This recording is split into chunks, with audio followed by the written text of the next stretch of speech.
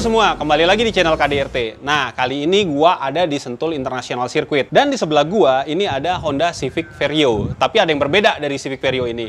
Karena kenapa? Karena nggak ada bagasi belakangnya. Kalau di luar, ini bukan Civic Vario. Kita kebanyakan bilang Civic Vario mungkin karena ngelihat penampilan depannya. Tapi kalau udah lihat belakang, pasti semua penggemar Honda udah pada tahu kalau memang ini adalah Civic EK9. Nah, Civic EK9 ini merupakan generasi pertama dari Honda Civic Type R. Yang sekarang generasi terbarunya adalah FK8 dengan basis mesin 2000 cc turbo. Sedangkan EK9 ini di tahun 1997 mobil ini dirilis dengan mesin berbasis 1600 cc berkode B16B Type R. Nah, biasanya dia punya cover head itu warnanya merah. Nah, sekarang kita mau bahas satu persatu, kita mulai buka dari kap mesinnya. Oke, sekarang kita lihat mesinnya seperti apa.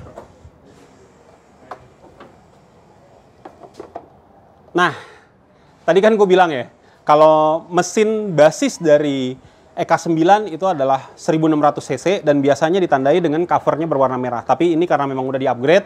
Kebetulan ownernya Hendra kepengen memang cover headnya warnanya hitam, jadi di-clear lah warna hitam dengan powder coat warna hitam. Menarik sih, biasanya orang kalau di Indonesia, biasanya kalau memang udah punya sasis EK9, pengennya itu di-upgrade-nya kembaliin ke originalitasnya atau memang di-upgrade versi JDM tapi nggak dipakai buat balap.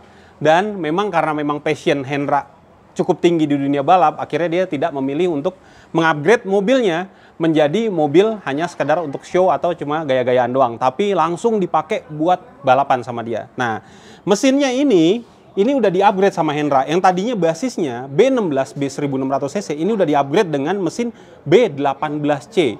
Dengan harapan torsi dan horsepower-nya menjadi lebih tinggi. Nah, sekedar buat teman-teman tahu, mesin ini setelah di-upgrade dapat menyemburkan tenaga 260 horsepower.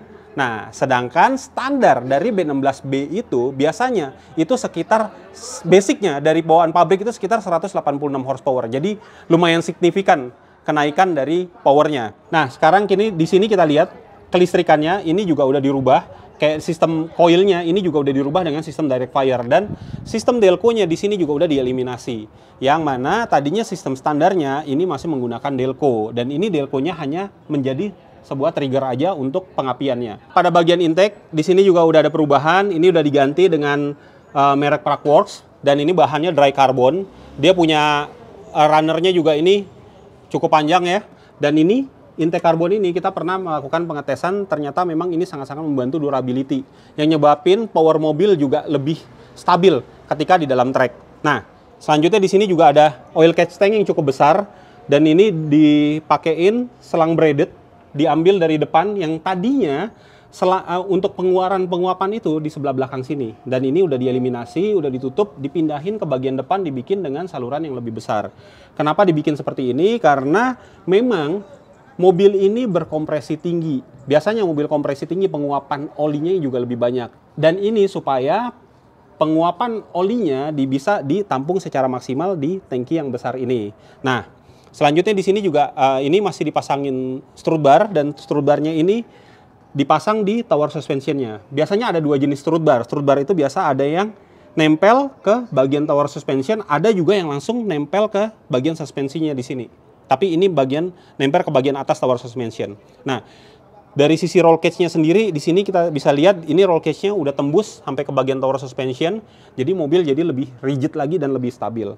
Terus di sini kita lihat engine mounting-nya juga udah diganti dengan merek Hardsport yang memang udah diperkeras dengan bahan PU. Timing belt-nya juga udah pakai racing. Terus juga ini header juga udah upgrade-an, YY exhaust, dan di sini radiatornya juga yang pasti udah di-upgrade dengan lebih besar supaya pendinginan juga lebih baik. Menggunakan Koyorat Force Racing radiator. Ini kayaknya 2 ply sih kalau lihat dari tebelnya ya. Dan ini gua rasa juga cukup untuk pendinginan dari mobil ini sendiri. Nah, ini adalah air filternya. Air filternya ini kalau Honda tuh unik ya.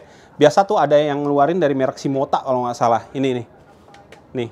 Ini pipanya dibikin bagian kembung gini, katanya itu berpengaruh terhadap performance. Terus di sini juga open filternya. Dan selanjutnya untuk selang radiator sendiri, sini selang radiator itu udah tidak menggunakan bahan selang lagi, tapi udah menggunakan bahan braided yang langsung dibikin kleman khususnya di sini, di bagian atas dan bagian bawahnya.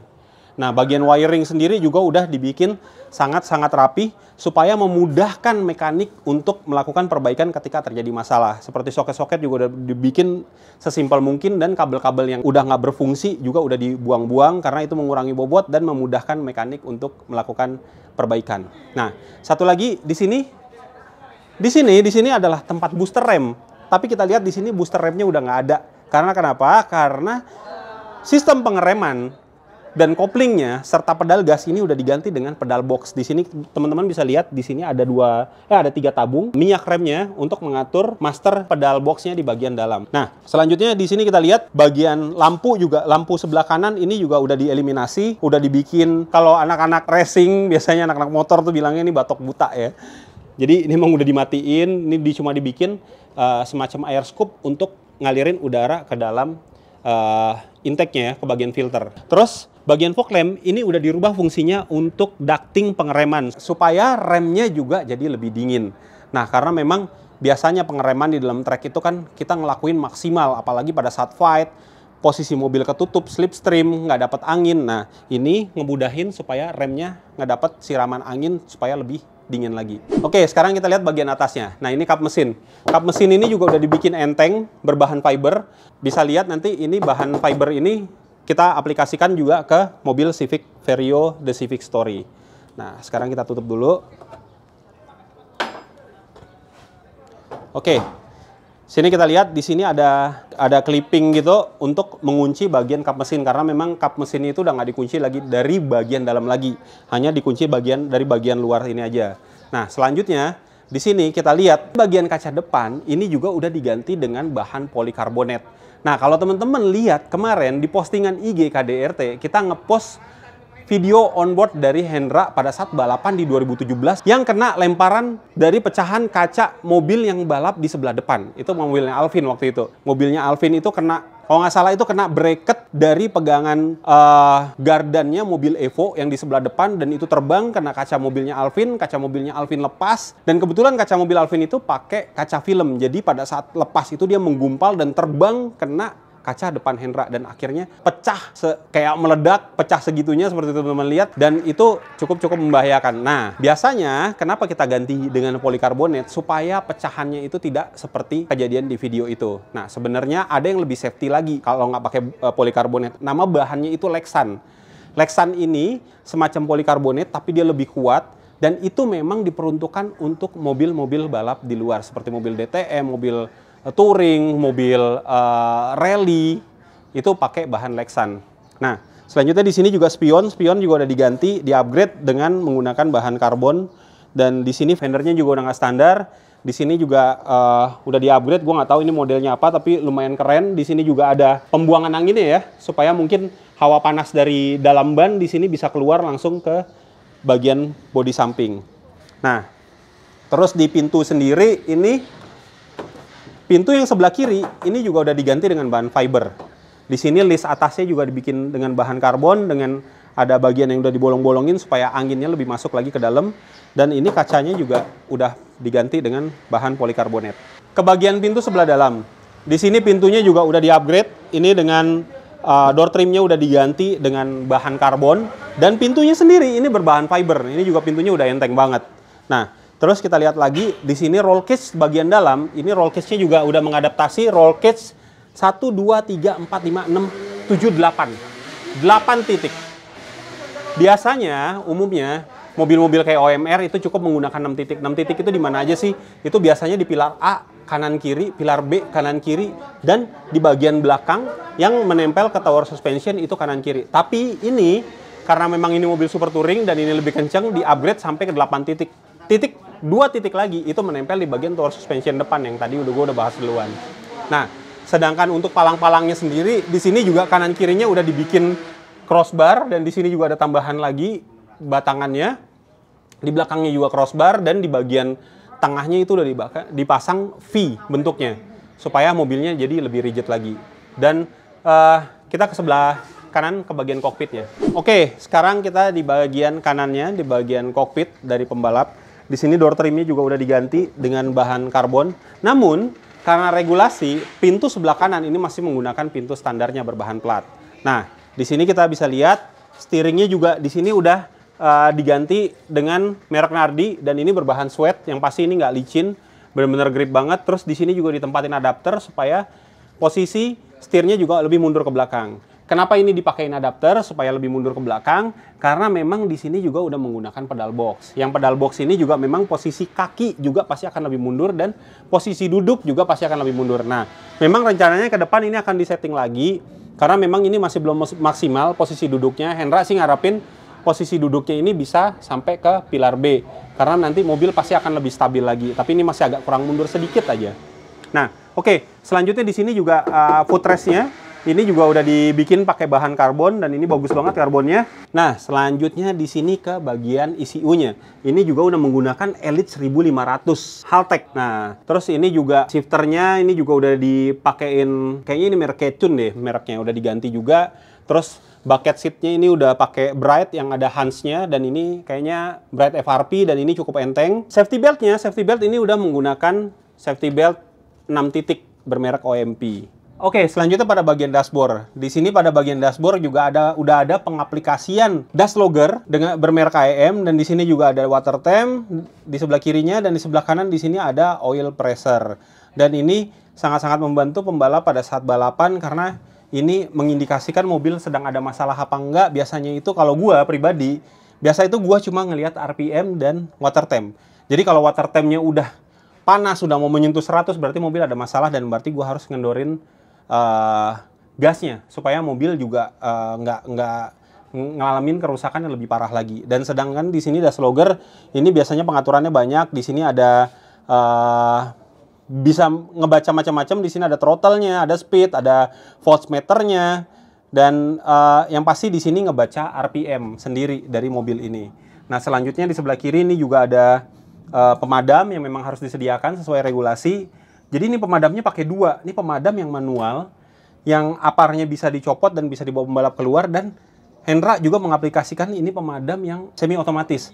Dan cara penggunaannya itu cukup ditarik seperti ini, tek posisinya di sini. Dan semua bagian dari mesin, bagian dalam itu semua langsung tersiram dengan bahan chemical pemadam sendiri. Dan di sebelah kiri sini juga akinya juga udah dipindahin ke dalam dan itu udah ditutup rapat dengan boxnya berbahan aluminium. Oke, selanjutnya ini pada bagian dashboardnya juga udah dibungkus dengan bahan suede sama seperti Vario Civic Story kita supaya memang pandangan dari pembalap sendiri nggak silau pada saat balapan di siang hari. Selanjutnya ini pedal boxnya juga teman-teman bisa lihat posisi kakinya seperti ini dan ini sangat-sangat memudahkan pembalap untuk melakukan hill and two.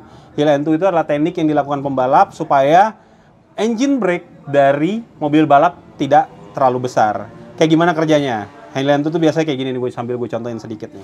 Biasanya sebelum masuk tikungan, pembalap itu akan angkat gasnya dan akan melakukan pengereman serta menekan kopling untuk melakukan downshift berbarengan dengan menekan pedal gas. Itu biasanya begini, lagi gas, diangkat, tekan rem, hill and toe, gitu. Biasanya begitu. Nah, ini sangat memudahkan karena memang sistem pedal box ini dia tertanam di bawah bagian deck mobil, bukan di atas seperti pedal pada umumnya. Oke, lanjut pada bagian belakangnya. Ini bagasinya, ini juga udah diganti dengan bahan fiber dan ini sangat-sangat enteng. Plus, diaplikasikan juga polikarbonat pada bagian kaca belakangnya. Nah, sekarang ini buat nahannya pakai ini nih, racing nih. Oke, kita tahan seperti ini.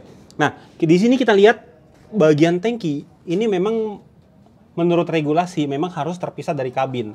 Nah, supaya terpisah ada beda-beda orang ya. Ada yang memang bikin covernya itu dari bagian tengah sini langsung nutup ke belakang. Nah, tapi kalau Hendra ini dibikin box seperti ini untuk bahan bakarnya. Nah, ini dibuka seperti ini. Oke. Nah, di sini udah kelihatan tangkinya ya. Ini dibuka untuk melakukan pengisian dan di sini pompa-pompanya juga udah menggunakan pompa-pompa eksternal dan bagian selang-selangnya juga yang tadinya bagiannya itu ada di bagian bawah ini udah dipindahin ke bagian dalam semua supaya lebih safety. Jadi kadang-kadang mobil itu kan kalau kita lagi balapan kadang kita ada ngelakuin kesalahan masuk gravel atau mungkin kena beton bagian bawah supaya memang nggak ada kebocoran jadi selang-selang itu dipindahin bagian dalam tapi syaratnya harus menggunakan bahan braided supaya lebih aman. Selanjutnya kita akan ngecek bagian kaki-kaki dan pengeremannya. Oke, selanjutnya gua mau bahas dari sisi kaki-kakinya. Menurut gua pemilihan Civic EK9 ini untuk diterjunin di balapan Super Touring itu pilihan yang tepat karena memang suspensinya sendiri ini mengadaptasi sistem double wishbone pada bagian depan dan individual di bagian belakangnya. Yang nyebabin handlingnya ini sangat-sangat baik ketika melakukan cornering. Nah, belum lagi ini juga udah dilakukan pengupgradean dari sisi suspensinya. Suspensi sendiri ini udah diganti dengan menggunakan coil over bermerek Intrax. Ini buatan Belanda.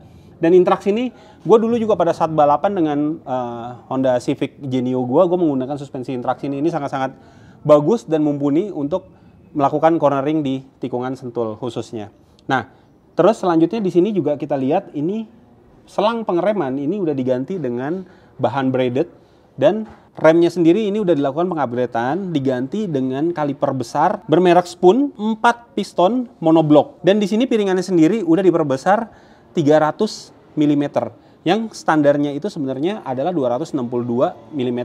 Nah, terus untuk baut rodanya sendiri, di sini baut-bautnya ini murmurnya ini udah diganti dengan ARP dengan ukuran yang lebih panjang karena memang biasanya untuk balap itu kita mengadaptasi menggunakan spacer untuk merubah settingan. Jadi supaya memang murnya nggak habis, murnya itu di-upgrade dengan bahan yang lebih panjang dan lebih kuat. Dan ini adalah baut ARP. Selanjutnya di sini juga pada bagian kaki-kaki, di sini kita lihat long tail rod, stabilizer, terus lower arm, upper arm, ini semua udah di-upgrade dengan bahan pillow ball. Jadi mobil ini sangat-sangat rigid ketika di tikungan. Nah, di sini juga tadi yang gue bilang di bagian depan itu, bagian fog lamp itu udah dirubah untuk menjadi ducting pendinginan untuk pengereman. Nah, pengereman itu ngalir kemana? Ke sini nih selangnya. Ini. Jadi ini nyemprot ke bagian piringan bagian dalam ini supaya piringannya jadi lebih dingin lagi ketika di dalam trek. Menurut gua review dari mobil ini cukup. Selanjutnya gua akan ngetes lagi di dalam trek. Nah, sebenarnya di tahun 2019 gua dapat kesempatan ngetes mobil yang sama EK9 juga, tapi di sirkuit Sepang di Malaysia. Itu mobilnya Hendra juga. Waktu itu kebetulan Hendra beli mobil EK9 di Sepang dan kebetulan dia juga nggak bisa berangkat ke sana. Akhirnya gue lah diutus untuk berangkat ke sana untuk ngelakuin pengetesan di sirkuit Sepang sebelum transaksi. Dan rencananya mobil itu tadinya pengen diikutin kejuaraan balap di Sepang. Cuma karena COVID, outbreak, akhirnya kita nggak bisa berangkat ke Sepang. Sampai sekarang mobilnya masih nganggur di Malaysia. Nah, Hendra kebetulan di sini dapat lagi satu mobil EK9 dan inilah mobilnya yang memang di-upgrade lagi menyesuaikan memang seperti mobil EK9 yang ada di Malaysia. Nah, setelah ini gue akan coba mobilnya dalam trek, gue dapat kesempatan lagi, gue pasti akan ngasih perbandingan kira-kira sama apa enggak ya mobil yang di Sepang sama yang di Sentul ini. Nanti kita coba setelah ini.